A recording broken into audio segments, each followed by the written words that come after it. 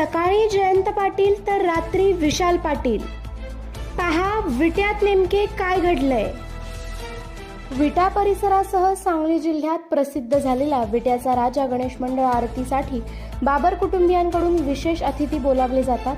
विट्याचा राजा हा पावणारा गणपती म्हणून प्रसिद्धीस आलेला आहे। अत्यंत सुबक व आकर्षक देखावे उभे करण्यामध्ये या मंडळाने जिल्ह्याचे लक्ष वेधून घेतले आहे।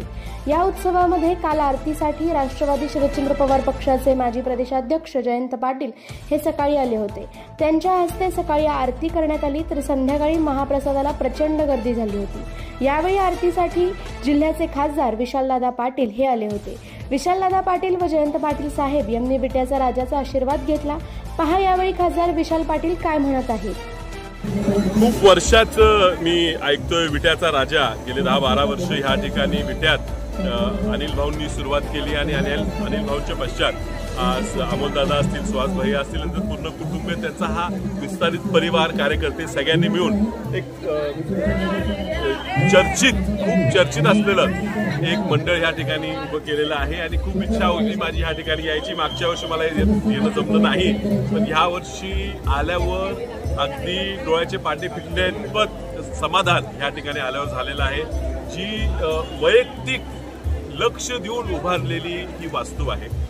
मनानी लोकांनी भावनेनं आणि त्या गणपती बाप्पांबद्दल अत्यंत प्रेम असणाऱ्या लोकांनी ही वास्तू उभी केली हे आता आल्यावरच कळते। आणि नवसाला पावणारा गणपती म्हणून ह्या विट्याच्या राजाची खूप प्रसिद्धी आज जिल्ह्याभर नाही राज्यभर व्हायला आहे।